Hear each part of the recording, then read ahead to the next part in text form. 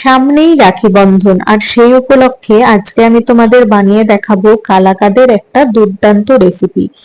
একদম মিষ্টির দোকানের মতো দানাদার কালাকাঁদ পেতে অবশ্যই এই রেসিপিটা তোমরা দেখো। মাত্র 3টি উপকরণেই কিন্তু তোমরা বাড়িতে এটি বানিয়ে ফেলতে পারবে।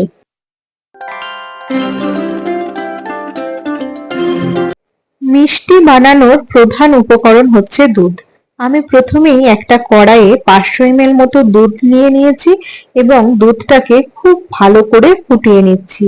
এই দুধটা দিয়ে আমি ছানা করে নেব, আর এই ছানাটা দিয়েই কিন্তু আজকের কালাকাঁদটা তৈরি হবে। দুধটা ফুটে উঠলে দুধের ওপরে যেই সরটা পড়েছে, ওই সরটা আমি একটা হাতা দিয়ে তুলে সাইডে রেখে দিচ্ছি, কারণ পরে এটা আমার কাজে লাগবে। এবার আমি একটা মতো লেবু নিয়ে নিয়েছি, লেবুর রসটা করে নিয়ে ওই লেবুর রসটা আমি এই দুধের মধ্যে দিয়ে দেব। দুধের মধ্যে লেবুর রসটা দিতে হবে আর সমানে কিন্তু দুধটাকে নাড়িয়ে যেতে হবে। তারপরে দেখো আস্তে আস্তে কিন্তু এর মধ্যে ছানা তৈরি হয়ে যাচ্ছে।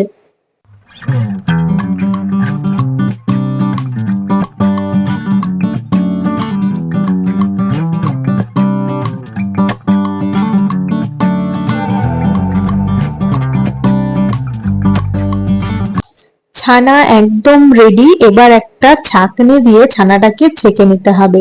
ছানাটা দেখো, এই ছাঁকনিটা দিয়ে আমি পুরো ভালো করে ছেঁকে নিলাম এবং ছানাটার মধ্যে যে জলটা ছিল ওটা হাতা দিয়ে চেপে চেপে বের করে দিলাম। এবার একটুখানি নর্মাল ওয়াটার দিয়ে এই ছানাটাকে একবার ধুয়ে নিতে হবে, যাতে ছানার ওই টক ভাবটা চলে যায়।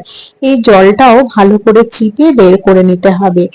এবার অন্যদিকে আরেকটা কড়াইয়ে আবারও 500 ml মতো দুধ আমি নিয়ে নিয়েছি। এবারও এই দুধটাকে খুব ভালো করে ফোটাতে হবে।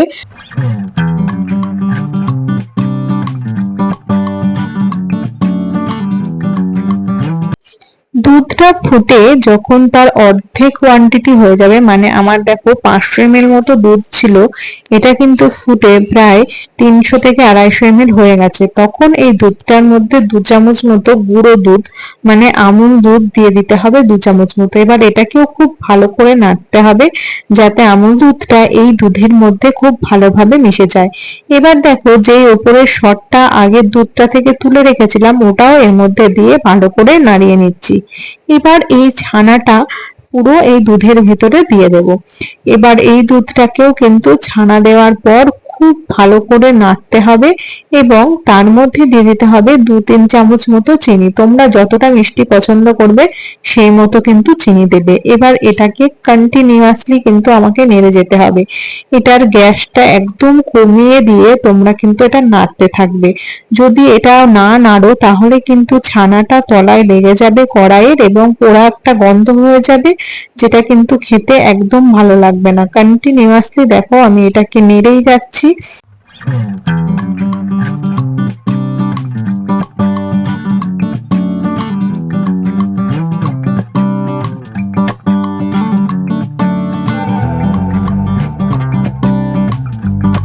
এবার আমার এটা একদম রেডি হয়ে গেছে। ওদিকে সাইডে আমি একটা এরকম প্লেট নিয়ে নিয়েছি এবং তার মধ্যে একটুখানি ঘি দিয়ে ভালো করে প্লেটটাতে লাগিয়ে দেব। আর এইদিকে যেটা সন্দেশটা বানিয়েছিলাম ওই সন্দেশটা এই প্লেটের ওপরে ছড়িয়ে দিতে হবে। এবার এটাকে হাত দিয়ে হোক বা তোমরা অন্য যে কোনো কিছু দিয়ে চেপে চেপে একটা রেক্ট্যাঙ্গেল শেপ দিতে হবে। আমি দেখো খুব সুন্দর একটা রেক্ট্যাঙ্গেল শেপ দিয়ে দিয়েছি। এবার এটা একদম ঠান্ডা করে নিতে হবে আর এর ওপরে ছড়িয়ে দিতে পারো তোমরা খানিকটা পেস্তা কুচি। আমি একটুখানি পেস্তা কুচি এর ওপরে ছড়িয়ে দিয়েছি, তোমরা যদি না দিতে চাও সেক্ষেত্রেও কোনো অসুবিধা নেই। এবারে এটাকে ছুরির সাহায্যে আমি স্কোয়ার শেপে কেটে নিয়েছি। তোমরা তোমাদের ইচ্ছা মতো যে কোনো শেপেই এটা কেটে নিতে পারো, তবে একটা জিনিস অবশ্যই খেয়াল রাখবে যে ছানার এই সন্দেশটা একদম ঠান্ডা করার পরে তবেই কিন্তু কাটতে হবে। তবে ঠান্ডাটা কিন্তু ফ্রিজে রেখে তোমরা করো না, একদম রুম টেম্পারেচারে ঠান্ডা করবে, না হলে কিন্তু এটা একদম শক্ত হয়ে যাবে। আশা করি তোমাদের আজকের রেসিপিটা খুব ভালো লেগেছে। যদি ভালো লাগে অবশ্যই একটা লাইক এবং কমেন্ট করে দিও। আর যারা আমার চ্যানেলে নতুন আছো তারা কিন্তু অবশ্যই চ্যানেলটাকে সাবস্ক্রাইব করে দিও আর পাশে থাকা বেল বাটনটা টিপে রেখো, যাতে এই ধরনের ভিডিও আসলে তোমাদের কাছে নোটিফিকেশন চলে যায়।